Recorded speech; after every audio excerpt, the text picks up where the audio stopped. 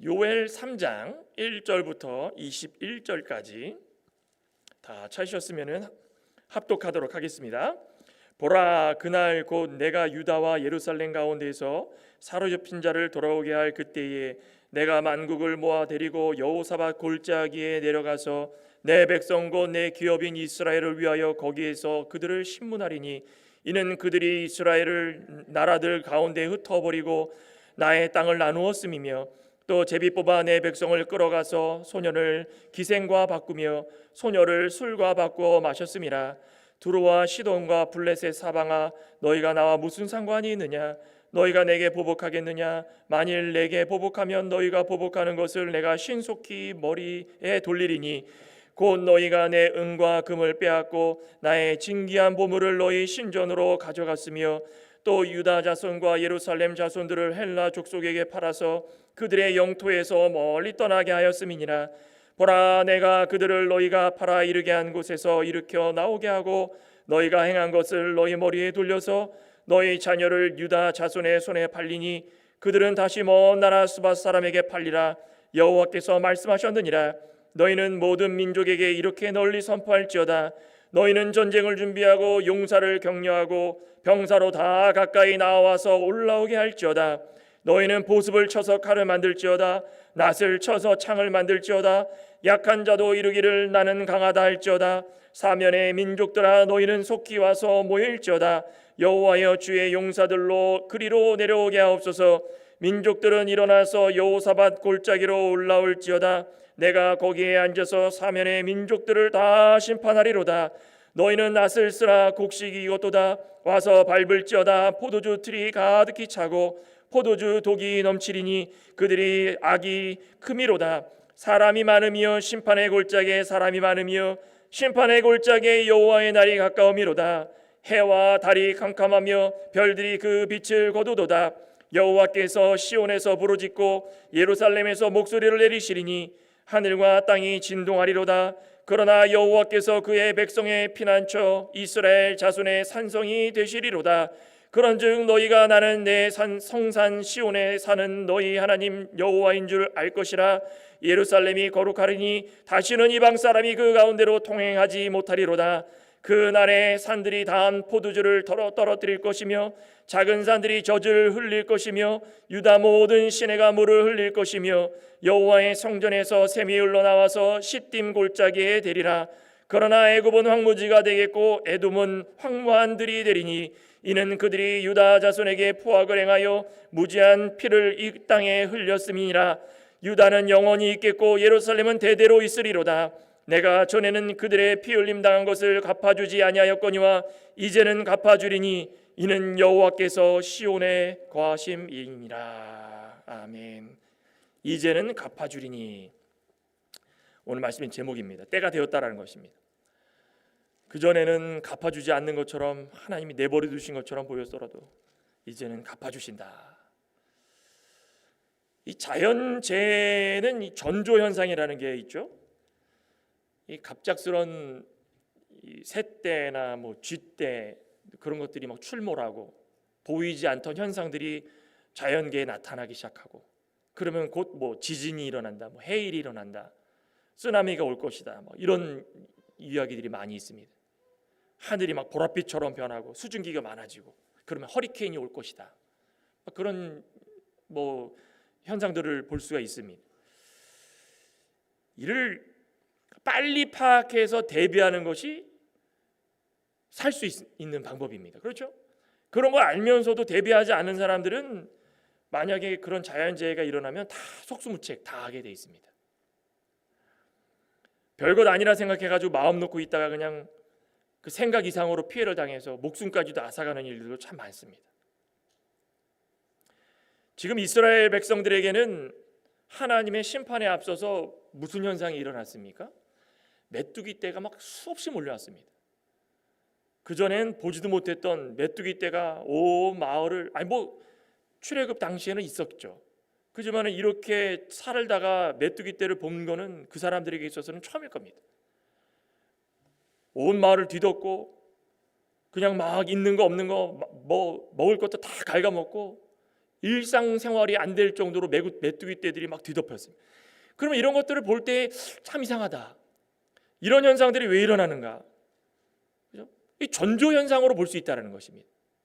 한때는 하나님의 보호와 긍휼하심 속에서 잘 살았습니다. 복 받고 살았습니다. 은혜 받고 살았습니다. 그런데 번영을 누리며 살았지만 지금 현실은 메뚜기 재앙을 만났다.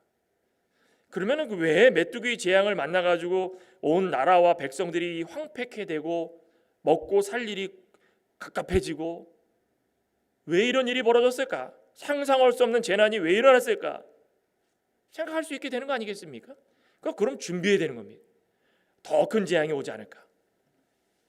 이때 하나님께서 사랑하는 자녀 이스라엘이 다 죄로 말미암아서 이런 일들을 당하고 아픔을 당하고 고통을 당하고 사실 하나님이라고 마음이 편하셨겠습니까? 오늘 마지막 절에서도 왜 백성들이 지금까지 지켜주시지 않고 갚아주시지 않았지만 근데 하나님은 다 보고 계셨다는 겁니다. 내가 그러지 않았지만 지금은 갚아주겠다. 그래서 하나님께서 끝내는 그들의 마음을 보면서 같이 아파하시면서 지금 겪고 있는 그 아픔이 지금 잠깐 겪고 있는 것이지만 내가 다 갚아주고 때가 되면은 피난처와 산성이 되어주셔서 이방 민족들로 하여금 함부로 너희들을 넘보지 못하도록 다 막아줄 것이다. 그리고 나서 내 이방 민족도 다 심판할 것이다. 그런 이야기만 들어도 얼마나 기쁘고 감사한 일이겠습니까?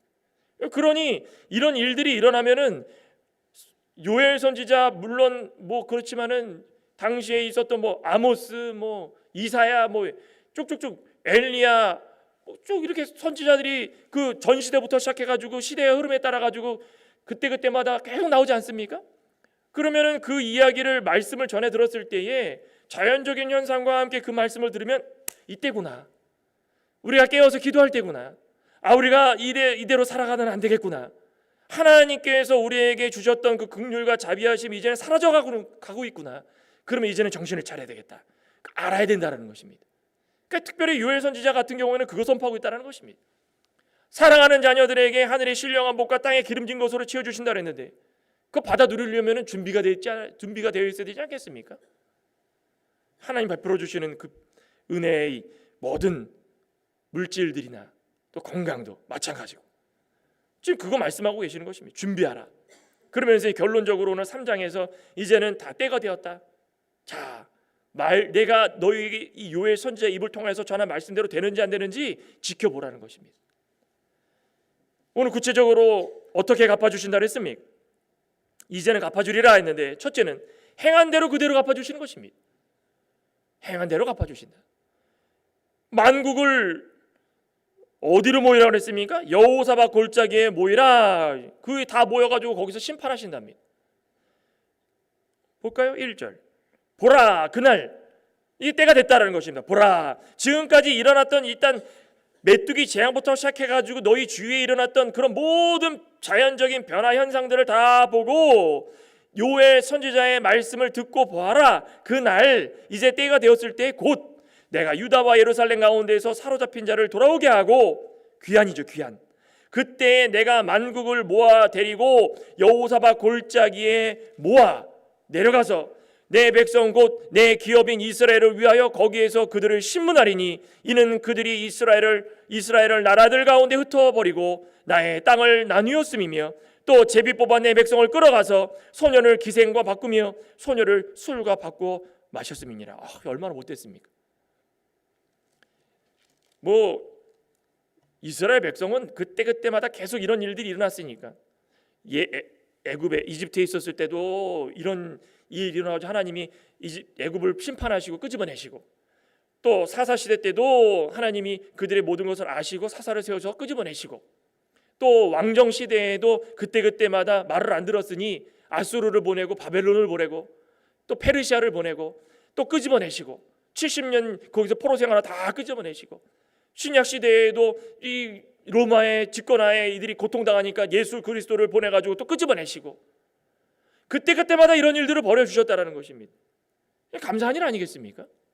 근데 그런 전조 형상들을 미리미리 알아가지고 예수님이 이런 일들을 하신다, 하나님이 이런 일들을 하신다 그러면은 그 보답해야 되는데 그런 게 좀 부족했습니다. 여기도 지금 보면 만국은 누구입니까?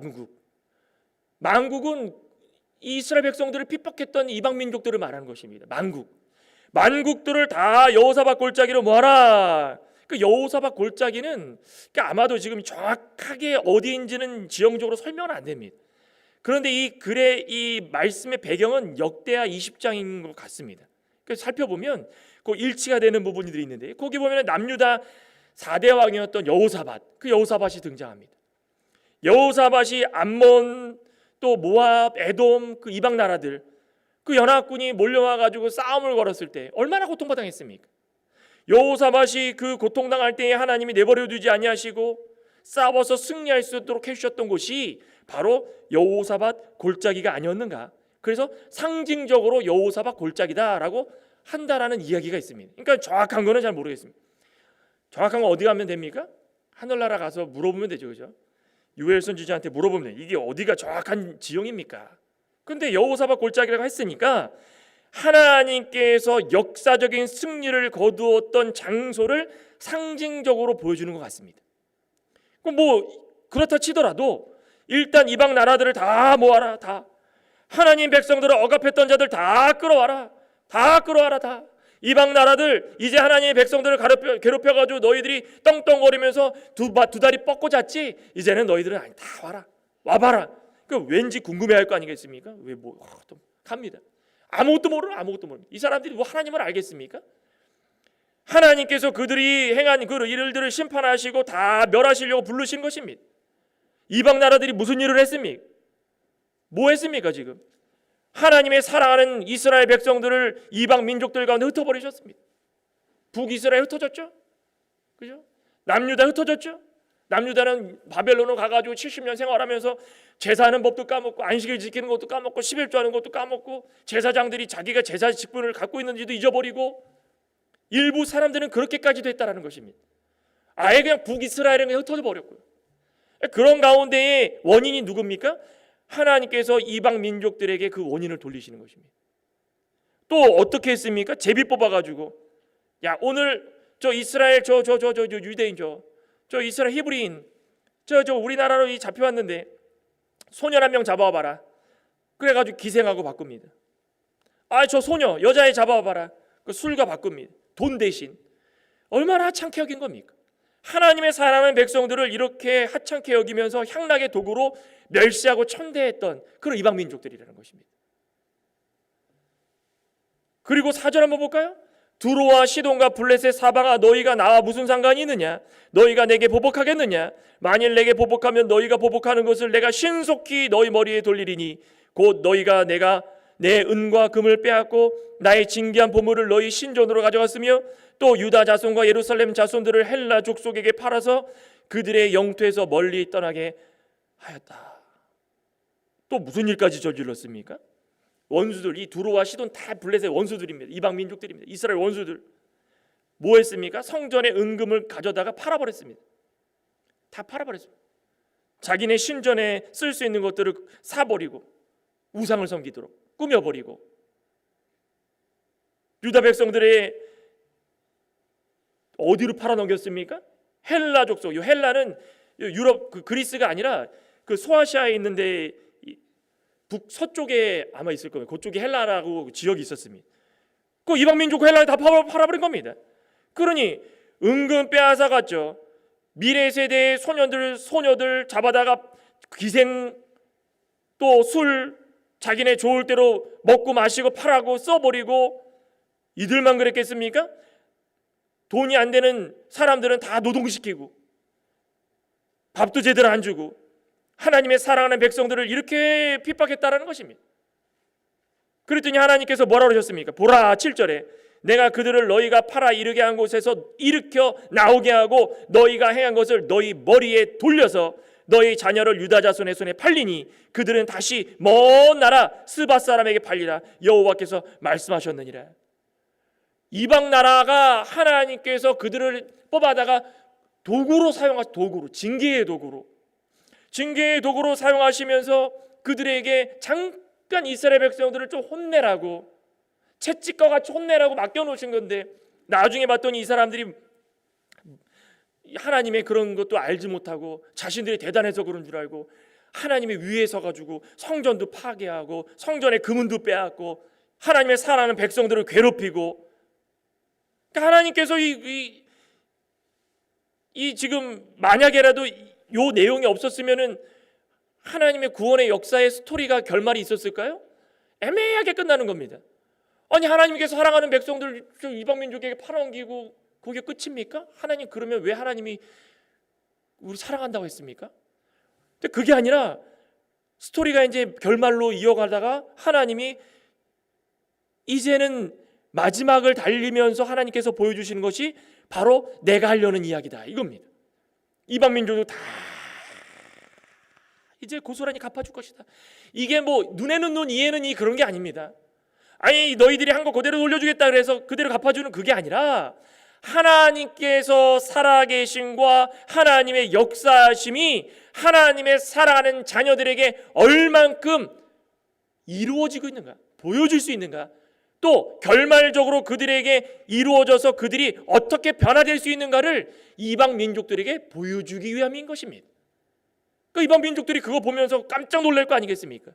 이스라엘 백성들도 고통 속에서 애굽에 요셉이 불러다가 뭐 흉년을 잘 지내면서 고센 땅에서 그 이집트 사람들은 소원 말 그런 목축업은 소홀히 여기고 그냥 홀대했는데 마침 딱 고센 땅에 거기 자리를 좋은 데 줘가지고 목축하면서 얼마나 잘 살았습니까?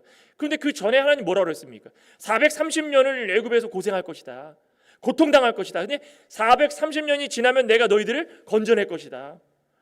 근데 이스라엘 백성들이 그걸 알았겠습니까? 그렇게 지내다가 요셉을 알지 못하는 애굽 왕이 나와가지고 바로 왕이 너희들 이거 안 되겠다, 이렇게 막 부풀어 사람들이 많아지다 보니까 얼마 안 있으면 우리를 넘보고 죽일 수 있겠다. 그러니 태어나는 남자애들 다 죽여라 그렇게 한 겁니다. 거기까지 끝났으면 스토리가 완성이 됩니까? 아니라는 것입니다. 서론을 통해 가지고 430년 이야기를 하셨으니까 이제 건져내신다고 하였으니까 모세를 세우시고 모세를 통하여서 하나님께서 하시는 구원의 역사가 어떤 것인지를 이방 민족들에게 보여주신다는 겁니다. 그들을 끄집어내서 10가지 재앙을 보여주시고 광야길로 인도해 주실 때에 홍해의 문을 열어가지고 애굽의 군사들, 그 바로왕의 군사들 다 수장시키시고 430년의 모든 것들을 다 위로해 주셨다는 것입니다. 그 결과에 이방 민족들이 똑똑히 그것을 기억했습니다. 그죠? 요단강 건너가지고 가나안 땅 처음 입성할 때도 기생 라합이 소문 들었죠. 이스라엘 백성들이 어떤 사람인지 알았지 않습니까? 또 곳곳마다 이스라엘 백성들이 어떤 사람인지 알아서 사람들이 도망갈 때도 있고 무서워할 때도 있고. 왜 그렇습니까? 하나님께서 이미 역사 가운데 결말을 다 지어놓으시고 이제는 탁탁탁 시간 타임테이블 안에 집어넣은 겁니다. 그러니까 그 사이사이에 들어갈 때마다 우리가 잠깐 그 쉬는 시간에 그 견디지 못해가지고 불평불만하는 거지, 그것만 잘 견디면 하나님께서 또 복 주시고 이방 민족 다 벌하시고 심판하시고 또 복 주시고 심판하시고. 북이스라엘의 악한 왕이었던 아합 왕 있죠. 부인이 누구였습니까? 이세벨. 얼마나 못됐습니까? 그 아합과 이세벨이 나라를 망친 겁니다. 하나님 앞에서 얼마나 악을 행하고, 아합 왕은 미가야 선지자가 하나님의 뜻을 따라가지고 전쟁에 대해서 패할 것이다라고 이야기했는데 그냥 뺨을 때려버렸죠. 아휴, 얼마나 못됐습니까? 사람들 보는 앞에서 하나님의 선지자 이 미가야를 무시하고 멸시하고 말 불순종하고. 그래가지고 결과가 어떻게 됐습니까? 아람과 전투해가지고 좋다고 그냥 나가가지고 일반 병사처럼 이렇게 변장하고 아무도 못 알아보겠지 했는데 아니 화살이 그냥 들어와가지고 맞아서 죽은 겁니다. 얼마나 비참했습니까? 피를 흘리면서 쭉쭉 피가 너무 많이 빠져가지고 탈수 다 죽은 겁니다. 물도 빠지고 피도 빠지고. 예후에 의해 가지고 아합의 자손들이 모조리 죽었습니다. 이세벨은 그거 알고 벌벌벌 떨다가 죽어가지고 개가 그 시체를 다 먹어버려가지고 시체도 못 찾았습니다. 하나님은 그렇게 해주신다라는 것입니다. 하나님의 백성들이 넉넉고 당할 수 있도록 하나님 내버려 두시는 분 아니라는 것입니다.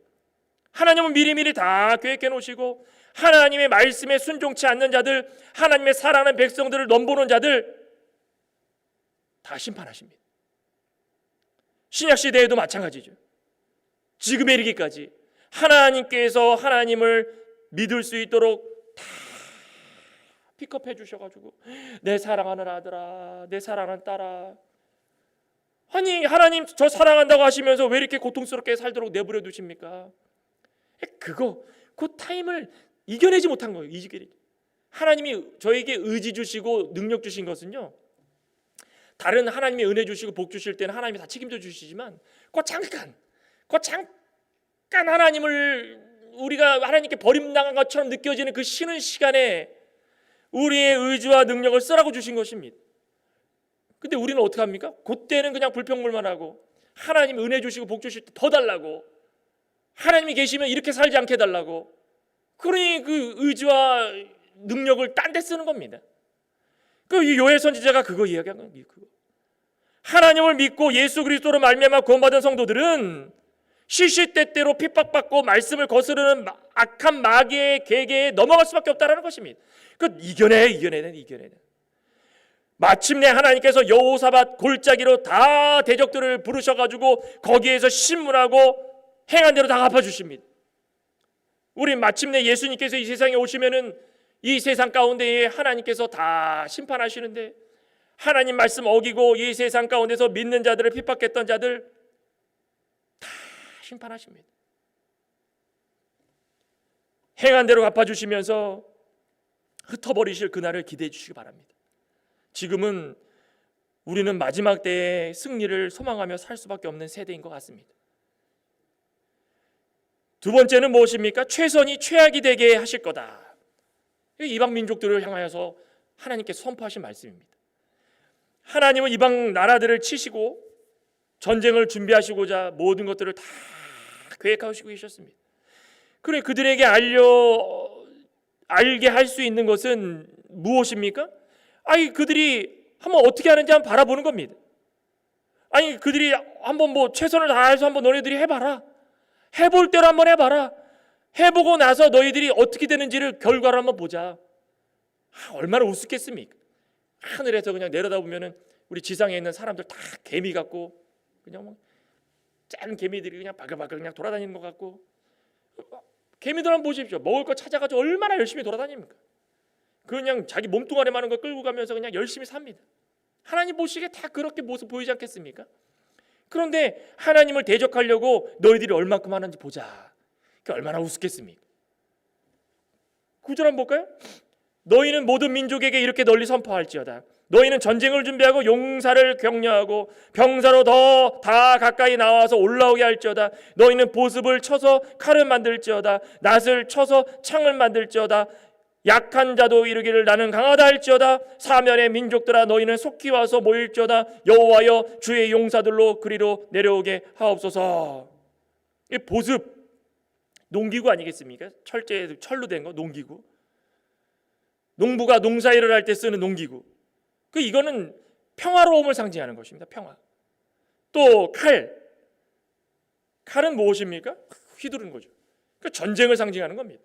그러니 너희들이 평화와 전쟁을 위해서 어떻게 하는지 한번 보자. 이 이방 민족들을 향하여 가지고 한번 해볼 테면 해보라는 것입니다. 너희들이 해볼 수 있는 거 다 해봐라. 생업을 포기하고 너희들이 나름 평화라고 생각하는 거 너희들이 어떻게 만들어가는지 내가 볼 거다. 지켜볼 거다. 또 너희들이 전쟁을 준비하지. 너희들 칼로 어떻게 전쟁을 하는지 내가 지켜볼 거다. 하나님께서 그들을 다 지켜보시면서 한번 할 테면 해봐라. 너희들이 하고자 하는 거 다 해봐라. 얼마나 우습겠습니까? 개미처럼 바가바가바가 거리는데, 그죠? 한번 밟아버리면 끝나버리는데. 여호사밧 왕 시대에 모압과 암몬이 쳐들어왔습니다. 그 모압과 암몬이 막 그런 겁니다. 이 이스라엘 지도를 보면은 요단강 건너편에, 그죠? 그 아래로 남쪽으로 내려오면은 암몬, 모압, 에돔이죠, 그죠? 요 세 개. 이거 항상 괴롭혔던 이 암몬과 모압은 사실상 이스라엘의 형제국가 아닙니까? 그러니까 지금도 좀 싸우는 이스라엘을 보면은 에서 시대부터 시작해가지고 연결된 그 지금 이스라엘과 이 남쪽에 있는 팔레스타인 사람들 다 남쪽 몰려가가지고 한쪽에서 그렇게 살아가고 있는데, 근데 그 팔레스타인이 나중 되면은 그 이스라엘을 뺏으려고 또 빼앗고 이 블레셋들, 거기는 이해가 됩니다. 그런데 이게 암몬과 모압과 이 두 나라는 형제국가 같은데도 왜 이렇게 괴롭히는지 모르겠습니다. 참 이게 에돔도 에서죠. 에서의 족속 아니겠습니까? 그러니까 암몬, 모압, 에서 다 형제국가 아니에요? 형제국가. 이게 가까운 사람일수록 더 그런 것 같습니다. 나를 더 아는 사람이 더 짜증나게 하고, 나를 아는 사람이 더 괴롭히고 빼앗아가고, 믿었던 사람이 뒤통수 치고, 그런 일 많죠. 이게 참 그렇습니다. 여기도 지금 역대하에 보면은 지금 모압과 암몬이 쳐들어옵니다. 브라가 골짜기에 모여가지고 그들이 하는 얘기가 뭐냐면, 우리는 이길 수 있다. 필승을 다짐하고 그들을 막 모아가지고 이제는 여호사밧과 유다를 넘보려고 애를 씁니다. 한번 볼까요? 이 역대하 20장 한번 볼까요? 역대하 20장 20절 한번 보겠습니다. 어떻게 되는지. 역대하 681쪽 20장 2절. 이에 백성들이 아침에 일찍 일어나서 드고와 들로 나가니라. 나갈 때 여호사밧이 서서 이르되, 유다와 예루살렘 주민들아, 내 말을 들을지어다. 너희는 너희 하나님 여호와를 신뢰하라. 그리하면 견고히 서리라. 그의 선지자들을 신뢰하라. 그리하면 형통하리라 하고, 백성과 더불어 의논하고 노래하는 자들을 택하여 거룩한 예복을 입히고 군대 앞에서 행진하며 여호와를 찬송하며 이르기를, 여호와께 감사하세. 그의 인자하심이 영원하리도다. 여호사밧이 한 게 무엇입니까? 지금까지 인간적으로 준비하고 뭐 그런 거 아닙니다. 지금 앞에 보면은 야하시엘이 하나님의 말씀 가운데 레위 사람 야하시엘이 이거 저 모압과 암몬에 대해서 두려워하지 말아라. 이제는 너희들을 하나님께 맡겨라. 여호와께 구원이 있다라고 했더니 여호사밧이 깜짝 놀래가지고, 이거구나. 하나님만 바라보자. 모두 다 모아서 이제는 하나님을 찬양하고 하나님께 경배하자. 그리고 나서 하나님께서 해주시는 역사를 바라보자. 수많은 모압과 암몬이 얼마나 많은 준비를 했는지 치러 올라왔습니다. 하지만 어떻게 됐습니까? 그 브라가 골짜기가 멸망의 장소가 되었습니다. 멸망의 장소가 되어서 모두가 서로 쳐 죽이고 물고 뜯고, 하나님께서 천군 천사를 보내셔가지고 자기 유다 백성들을 지키시고 그들 스스로 다 물고 뜯고 죽이도록 서로 싸우도록 내버려 뒀다는 것입니다. 세일 사람이 모압과 암몬에 대해 가지고 오래전부터 사이가 좋지 않았기 때문에 그냥 막 모압과 이 암몬 자손이 갑자기 들어오는데 에돔 족속들이 막 세일의 복병을 두고선 그 길을 막아버리고, 생각이나 했겠습니까? 아니 유다랑 싸우려고 가는데 왜 이들이 막습니까? 누가 해주신 것입니까? 하나님이 해주신 것입니다. 다 해결됩니다. 자신들이 최선의 방법이라고 생각했지만 하나님께서 손을 써주셨더니 망하게 되는 길이었고 최악의 길이었고 손 쓸 수 없는 길이었다. 세상적으로 생각할 때 이것이 우리는 최선이라 생각하지만 하나님이 결과적으로 그것이 최악이 되게 해주시는 것이 그게 하나님 뜻이라는 것입니다. 하나님 말씀 순종하는 것보다 더 좋은 게 없습니다. 나의 생각과 나의 의지대로 해서 될 것이 아무것도 없다는 것입니다. 오늘 11절 후반절에 그러죠. 사면의 민족들아 너희는 속히 와서 모일지어다. 여호와여 주의 용사들로 그리로 내려오게 하옵소서. 여호와여 주의 용사들로 그리로 내려오게 하옵소서. 주의 용사가 누구겠습니까? 천군 천사를 하나님께서 보내주시는 것입니다. 이방 민족들이 전쟁을 준비해가지고 됐다라고 할 때에 하나님께서 천군 천사를 보내주십니다. 마지막 때에 우리에게 보여주실 수 있는 그 현상들인 것입니다. 하나님의 사랑하는 자녀들이 믿음 지키다가 실망하고 절망하고 낙심하고 육신의 고통을 당하고 병원에 들락달락거리면서 어쩔 줄 몰라가지고 눈물을 흘리면서 기도할 때 하나님이 안 보시는 것 같지만 다 지켜보시면서 천군 천사를 보내셔서 우리를 위로해 주실 수 있다는 것입니다. 요한계시록 19장에도 그러죠. 마지막 때에 하나님께서 보내주시는데 요한계시록 19장 11절에 봤더니 이런 말씀을 합니다. 예수님께서 충신과 진실의 모습으로 오신다. 요한계시록 19장 11절입니다. 또 내가 하늘이 열린 것을 보니 보라 백마와 그것을 탄 자가 있으니 그 이름은 충심과 진실이라. 그가 공의로 심판하며 싸우더라. 그 눈은 불꽃 같고 그 머리에는 많은 관들이 있고 이름 쓴 것이 하나가 있으니 자기밖에 아는 자가 없더라. 불꽃 같은 눈동자를 가지고 계시면서 하나님께서 예수 그리스도를 통해서 공의로 모든 악과 선을 구별하여 주시고 심판하러 내려오시는 것이 불꽃 같은 눈동자로 뜨겁게 모든 것을 통치해 가시며 마침내 최선이라 생각했던 것들이 최악이 되도록 막아버리시는 것입니다. 우리는 어떻습니까? 믿음 지키다가 최악인 것 같았는데 반대로 마지막 됐더니 우리는 최선의 방법이었다 하나님께서 알려주시는 것입니다. 마지막에는 무엇입니까? 온전히 회복되어 만족과 풍요를 누리게 하실 것이다. 쥐도 궁지에 몰리면은 고양이를 문다라는 말이 있죠. 최후의 발악을 합니다. 이방 민족들이 얼마나 발악하겠습니까? 하지만 하나님께서 이 사랑하는 백성들에게 승리의 결과를 안겨주시고 회복해 주시며, 우리 14절 한번 볼까요? 사람이 많음이요 심판의 골짜기에 사람이 많음이요 심판의 골짜기에 여호와의 날이 가까우미로다. 해와 달이 캄캄하며 별들이 그 빛을 거두도다. 여호와께서 시온에서 부르짖고 예루살렘에서 목소리를 내시리니 하늘과 땅이 진동하리로다. 그러나 여호와께서 그의 백성의 피난처 이스라엘 자손의 산성이 되시리로다. 수많은 만국 이방 민족들이 암몬, 모압, 에돔 할 것 없이 몰려들기 시작합니다. 수많은 사람들이 몰려서 빼곡히 꼼꼼히 자리를 다 채우고 두려워 떨게 만들 정도의 사람들이 다 몰렸습니다.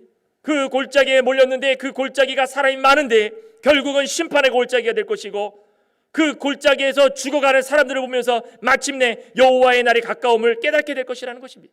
해와 달과 같이 밝은 모습으로 살았다라고 생각했는데 마침내 캄캄해지고 빛을 잃어가고 별들이 어두워지고 하나님 다 거둬가시고, 대신에 우리가 생각할 때 사랑하는 하나님의 백성들은 빛이라 생각했는데 어둠처럼 살았습니다. 하지만 그때 되면 파란 빛 가운데에 하나님께서 백성의 피난처가 되어주시고 산성이 되어주셔서 다 막아주시는 것입니다. 기대되지 않습니까? 지금도 하나님이 천군천사를 보내주셔서 우리의 삶을 막아주고 계신 것입니다. 1분 1초 분초를 다투면서 우리가 살아가고 있지만 하나님이 지켜주시지 않으면 우리가 어떻게 이렇게 살아가고 있을 수 있겠습니까? 운전하시다 보시면 아시지 않습니까? 쌩쌩 여기도 지금 뭐 50마일 60마일 막 어떤 사람은 막 65마일 이상 달려가지고 경찰에 잡히는 사람도 있습니다. 한국 그 키로수로 따지면은 50마일만 돼도 70km 됩니까? 70km 되나요? 그죠? 그러면은 차가 그냥 70, 80, 뭐 90마일로 달린다 생각해 보십시오. 고속도로에서 막 어떤 분들은 막 90마일씩 달립니다. 핸들 살짝만 속 하면은 차가 아웃 오브 컨트롤입니다. 그냥 확 돌아버립니다. 그러면 목숨 앗아가는 겁니다. 하나님이 정신 똑바로 차릴 수 있도록 내가 가다가 잠깐 돌았다. 잠깐. 저도 예전에 결혼하고 얼마 아니다가 애들 없을 때 그 LA에 이 노예가 있다고 그래가지고 한번 간 적이 있습니다. 차를 가지고 동부에서 서부로. 겁도 없었죠. 그 스모키 마운틴을 지나가고 있는데 얼마나 꼬불꼬불 지나가는지 40분 도로를 타고 갔어요. 돌아오는 길에 또 만났는데 제가 너무 졸리니까 비몽사몽간에 요 스모키 마운틴만 내려가면 우리 집이지, 택도 없는 소리인데 그렇게 생각이 든 거예요. 저 집사람은 자고 있고 내려가는데 거기서부터 필름이 끊겼습니다. 꼬불꼬불 길을 어떻게 내려가는지 전혀 생각이 없고 고속도로로 진입했는데 뒤에서 트레일러가 빵 소리에 깼습니다. 그런데 어디까지 와 있는지 전혀 기억이 없었습니다. 참 이게 무식한 거 아니겠습니까? 근데 하나님이 지켜주시지 않으면은 그 바로 그 낭떠러지로 떨어져가지고 스모키 마운틴에서 한인 2명 죽었다는 소식이 뉴스에 나올 수 있다는 것입니다. 뭐 목사님 그렇게 극단적으로 얘기하면 그게 아니라 우리가 일상적으로 살아가는 동안에 하나님이 지켜주시지 않으면 그만큼 엄청나게 무섭고 어려운 삶을 살아가고 있다는 것입니다. 그런데 하나님이 지켜주셨기 때문에 피난처가 되시고 산성이 되셨기 때문에 우리에게 어떤 악한 세력이 손 하나 까딱하지 않도록 잠깐 넘어뜨릴 수는 있지만은 하나님이 다 지켜주시는 것입니다. 다윗은 사울에게 쫓길 때도 얼마나 숨어 다녔습니까? 그때 숨어 다닐 때도 하나님께서 다윗의 마음속에 실망하지 않도록 늘 평안함을 주시고 하나님이 함께 계신 것을 늘 알려주셨습니다. 그랬더니 다윗이 뭐라고 시를 썼냐? 시편 18편 1절에 봤더니 나의 하나님이신 나의 힘이신 여호와여 내가 주를 사랑하나이다. 여호와는 나의 반석이시요 나의 요새시요 나를 건지시는 이시요 나의 하나님이시요 나의 안에 피할 나의 바위시요 방패시요 구원의 뿌리시요 산성이시다. 엄청난 고백 아니겠습니까? 우리 머리털 하나 상치 않도록 지켜주시는 것입니다. 이스라엘 백성들 지금 이렇게 당했다고 주저앉을 때가 아닙니다. 하나님은 겉으로의 이거 회복보다도 우리가 온전하게 영적으로 회복해서 영적으로 풍성하고 풍요로운 삶을 살 수 있도록 지켜주시는 것입니다. 그거 믿고 살아가시기 바랍니다. 다른 거 말하지 마시기 바랍니다. 그러니 우리는 이 세상을 살아가면서 하나님께서 우리에게 원하시는 길이 무엇인지를 잘 알고 마지막 때에 알곡과 가라지 다 구분한다고 그러지 않았습니까? 이 순한 양이 누구고 염소가 누군지 양들 사이에서 들이받는 염소가 누구였는지 다 구분한다고 그러지 않았습니까? 그때가 되면 다 구분해 주시는 것입니다. 비록 그때가 더디오더라도 우리는 그 잠깐의 시간에 다른 거 하는 것이 아니라 그때를 기대하고 하나님을 찬양하며 인내하며 살아갈 수 있는 그런 믿음의 신실한 종들이 되어야 된다는 것입니다. 오늘 다시 한번 이 요엘의 말씀을 통하여서 하나님께서 진정으로 원하시는 것은 무엇인가? 이 전체적으로 요엘 선지자를 통하여서 주시는 말씀 가운데는 이거 마지막입니다. 마지막. 유다는 영원히 있겠고 예루살렘은 대대로 있으리로다. 우리 창광의 권속들, 우리 창광교회를 출석하고 이곳에서 봉사하며 힘들게 살아가는 우리의 사랑하는 성도들 영원히 있겠고 대대로 있으리로다. 기도하시겠습니다. 하나님 감사합니다. 요엘 선지자를 통하여서 우리에게 말씀하신 거 다시 한번 귀담아 듣기를 소망합니다. 하루하루 살 동안 우리를 괴롭히는 수많은 마귀의 괴계들이 있지만 마침내 하나님께서 할 테면 해봐라. 다 모아서 너희들이 끝까지 한번 준비해봐라.